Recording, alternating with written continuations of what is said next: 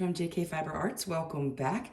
I thought I would show you one of the things you can do with the art yarn that you spin. I put a video up for this maybe a week or two ago, 3 weeks ago. This was the thick and thin that I did in Explore, and I applied it with the lava silk spun from the Cloud. I did a silk thread, and I did not even bother to do the yardage on this one, although it would have been easy to count the loops on my nitty naughty, but I know that there's enough here to do a wonderful little cowl that I like to do. It knits up super fast, so it's great for last minute Christmas presents. It's called the Simple Rules Cowl, and it's free on Ravelry. And it is really very simple. Cast on in the cast on of your choice, and then all you do is you knit the thin and you purl the thick, and you just work it in the round until you make it as wide as and as long as you want. What I'm going to do is cast on. I'll show you how to cast on in join in the round. I like chigus. They are really lightweight. These are actually, I think they're aluminum, but the thing that really gets it for me is I love their cables. They have this like braided kind of metal cable. It's covered with plastic, but it's really nice. It doesn't like coil up. It doesn't have the memory like the Addy ones do. And they stay on too. I used to be a big Addy click girl, and I still have tons and tons of them, and I use them all the time. But I do not use them for projects that are challenging, because I've had them come unclicked and dropped piles of stitches. I like the Likies also, but I've had some issues with the Likies where the cable join right here has come off, and I thought it was a one-off event.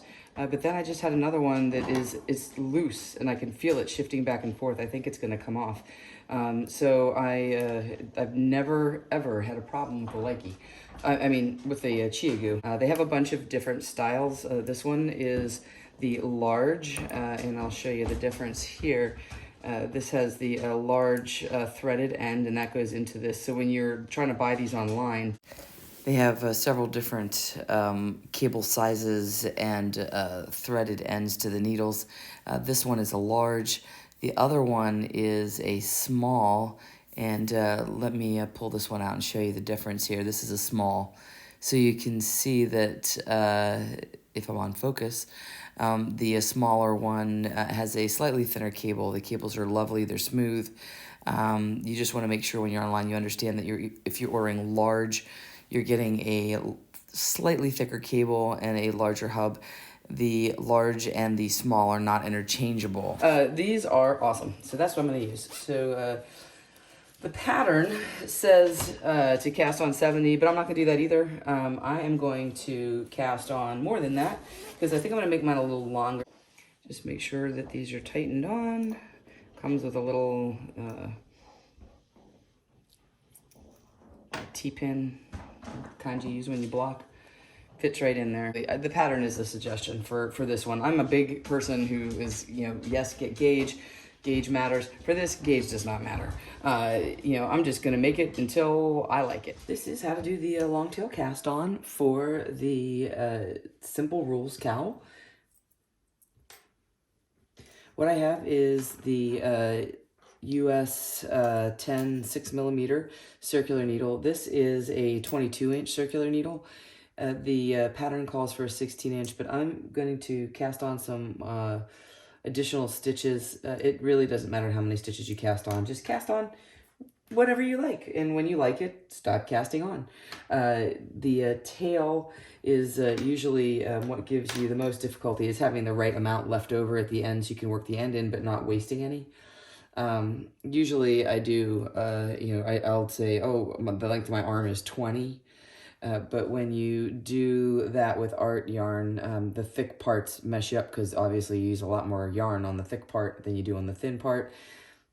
In theory, I guess it should balance out, but I did my first pass through and it was too short, so I pulled out a bunch more, and we'll see how we do here.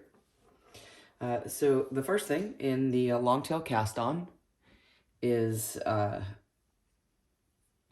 you take the working yarn, which is coming from the ball, and the tail is over here, And I am going to start from the working yarn. It goes over my thumb, over my index finger, and it comes down to a point right here, and I just hold on to it. I take my needle in my right hand, come from the bottom, and I pull it back so it's like a slingshot. And just, you're gonna let the yarn slide through this these fingers down here. And now I'm going to go from the bottom to the top on the thumb and through the top loop to the bottom on the index finger. Then you can see this loop in the thumb. I'm going to go from the top to the bottom, slide those off. And that is my first 2 stitches of my long tail cast on. I do not like to tie slip knots because this is a lot faster. Even my twisted German, I'll just do this. I'll do the twisted German and it works the same way, and you can do 2 stitches. So again, over the thumb, over the index finger, working yarn I have in the front, my tail I have in the back, and I'm going from the bottom to the top on the thumb loop, from the top to the bottom on the index finger, and then I'm going down from the top to the bottom through the thumb. And there's your first 2 cast on stitches. Now, if you're tying a slip knot, that's totally awesome. And it is on the right needle at this point. You would tie your slip knot on this needle, and this is what you would look like. You would have your tail, which I have in the back, and my working yarn is in the front. And I would just put my index finger between them, my index and my thumb, and just split it open. And again, I always think of this like a little slingshot here.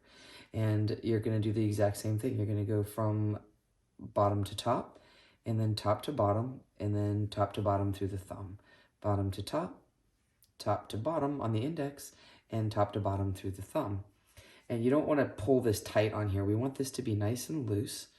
So you can see that I am not pulling this tight because of some of these really thick pieces are very thick, and I don't want it to be really lopsided. And I also don't want it to be tight around my neck. So when I cast on before, I realized I was originally thinking I would do 100 stitches, but that is, I did 80 and I really liked the length of that. So I think I'm just going to stick with 80 stitches for my cast on. Again, I'm going with, the thumb and the index are coming through here. They're splitting it. You have your V right there.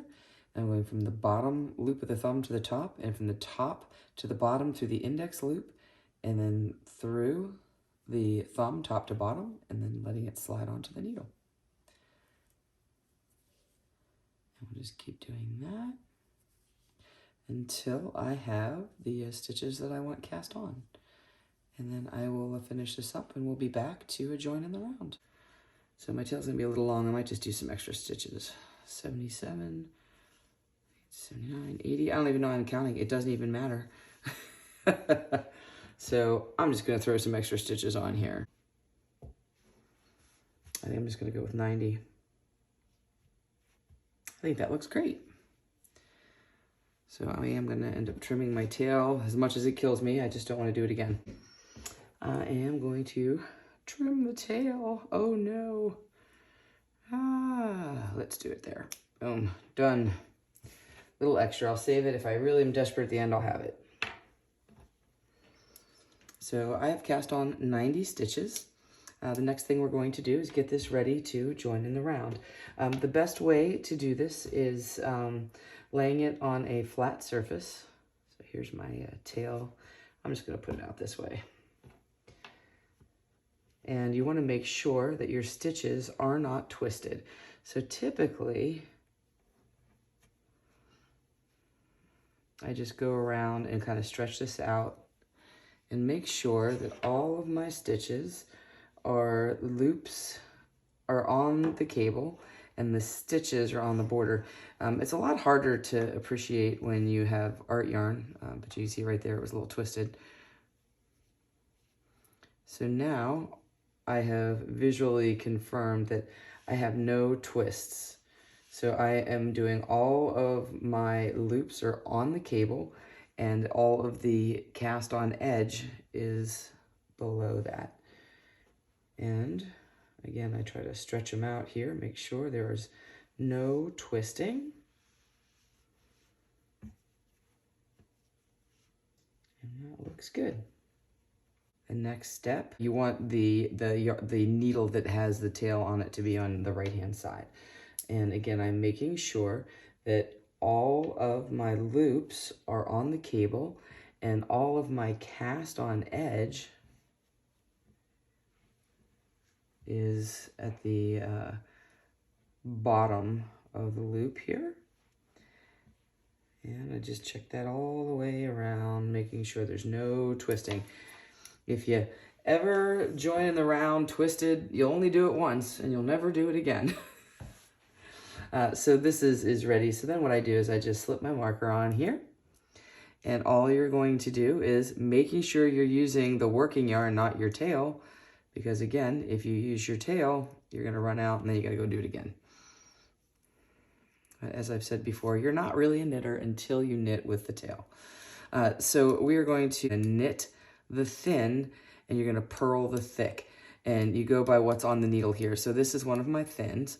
So all I'm doing is knitting. So here's my marker and I'm just going to knit a regular knit stitch. And I'm going to knit that one. That one's also thin and I'm going to knit it. And if you notice, when I come back around again, those are going to be thick spots. Here's a thick piece, so I'm going to purl it. Like that.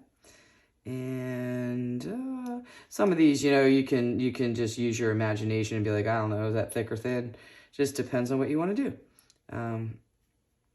I do give my tail a little bit of a tug here when I join, so there's not a big gap. So you can see it looks pretty good. And then when you bind off this, I will take and just match that cast on knit edge and weave it through, and that'll close that up and you won't even be able to tell where it happened. Okay, continuing on here, what do I consider that? I'm gonna say that is, looks old. That's one I'm gonna say that's thin. So I'm gonna knit it. That one's a little thicker. I'll purl that one. This is going to end up giving you this really nice, organic, textured cowl that has a lot of depth. It really is pretty, and it's so easy and fast. And I'm just going to keep working my way around. All you do is just stay in this pattern. When you come to the stitch marker, you just slide it and keep going. The last one I did of these took me about 3 hours. And that was all there was to it. I didn't even block it. I just put it on my neck and it was fantastic. And as I'm coming through here, I am not pulling anything super tight. Just your normal, regular tension. I'll check back with you when I get to the end of this round and you can just see how easy it is to just slip the marker. Here I am coming up to the end of the row. I've got some knits here, some thins I'm knitting. Another thin. Here's a nice big fat thick. Here's my stitch marker right there. I've got 2 more stitches. They're both going to be purls. And now I'm just going to slip my marker. And here is my join right there. These all look thick to me, so I'm just going to keep right on purling. So here's the join right underneath it here, and you can see that it's already not very noticeable, and there's not any significant gap underneath my stitch marker there. Not any more so from any other thin. At the end, though, what I would do is take this tail and bring it this way and just weave it through. I'll show you at the end, and then back around, and that'll just make this V right here, and it'll just close it right up. I will check back with you here in another few rows when you can start to see the knobbiness of the pattern. Here is my finished little longer, narrower cowl. What I ended up doing, I just have one more stitch to cast off here and work the end, and I'll show you how to do that. I ended up actually doing way less stitches. This thick and thin yarn I did a lot. My thick parts were a lot thicker, and my thin parts were less thin than some of the other yarns I've done. So I have a couple examples to show you, but I did this one longer and thinner. I ended up going up a needle size, so because I thought it looked a little too compact with the smaller needle. So I ended up with an 11 needle and 52 stitches. And I will show you the other one I did with the size 10 needle, which was a slightly smaller, thick and thin. So I'm just going to finish this off here. And this was all the tail I had left, which is like crazy short. And all I do is make that loop, pull that through, and then we can just work the stitch in. And this is where we joined right here. And I'm just going to work this through on the back side. This is my tapestry needle.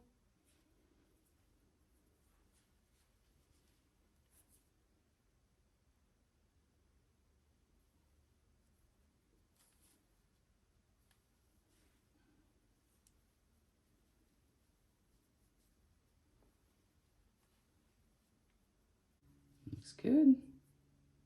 I probably could have even gone up a bigger size needle, but I like what I have here. I think this is going to be great. And I'm just going to pull it through here, and then I'm going to bring this over a little bit in the back. There's a nice little knit chain there. I'm going to go right in there.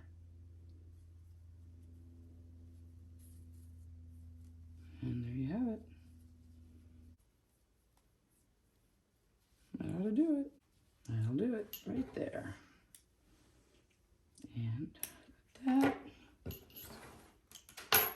And this is the finished longer cowl that's a little bit narrower. And you can steam this to lightly block it. I wouldn't wet block it, but I might do a little steaming. And then I will show you what that looks like. And then here's one that I did that it's thicker and it's with thick and thin that I did with a one size smaller needle, but my thin was thinner and my thicks weren't as thick as the ones in this one. So, but you can see you can make them in any style that you want. And this one I just did the 70 stitches with. I love how organic this looks. It's just so knobby and knotty. Kind of reminds me of wood or a tree. So this one is 13 inches. It'll be then probably another ½ an inch for the thickness on the sides. So this is probably close to 27 inches in circumference. And then I guess we'll go with the thickest part here is about 5 inches. And then I have this other one, which again I did with a thinner, thick and thin overall. This one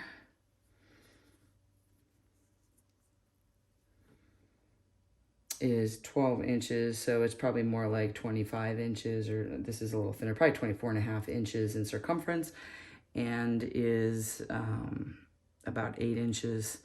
Go from a wide part here. Yeah, about 8 inches high.